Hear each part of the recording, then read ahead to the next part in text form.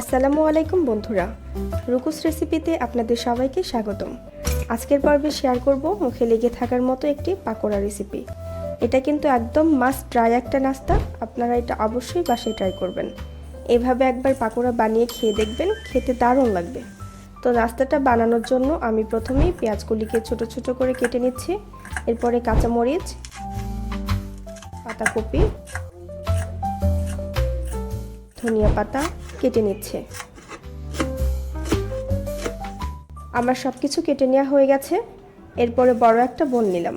প্রথমে দিয়ে দিচ্ছি বেসন, এরপরে দিলাম হলুদ গুঁড়ো, স্বাদমতো লবণ, ধনিয়া পাতা, পেঁয়াজ কুচি, কাঁচামরিচ কুচি, অল্প কিছু পাতাকপি এবং স্বাদকে দ্বিগুণ করার জন্য ম্যাগি ম্যাজিক মশলা দিয়ে দিলাম।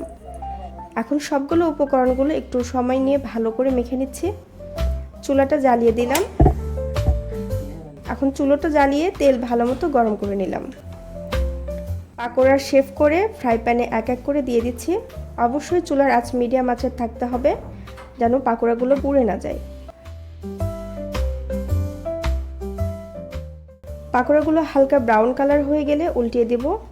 কিছুক্ষণ অপেক্ষা করব আরেক পাশ ভালো করে ভাজা পর্যন্ত। ভাজা হয়ে গেলে একটি ছাঁকনিতে উঠিয়ে নেব, যেন তেলগুলো ঝরে যায়।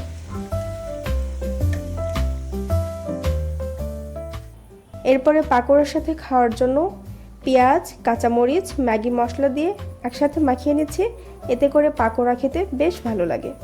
এবার আমাদের পাকোড়া পরিবেশনের জন্য রেডি। অবশ্যই বাসায় ট্রাই করতে ভুলবেন না।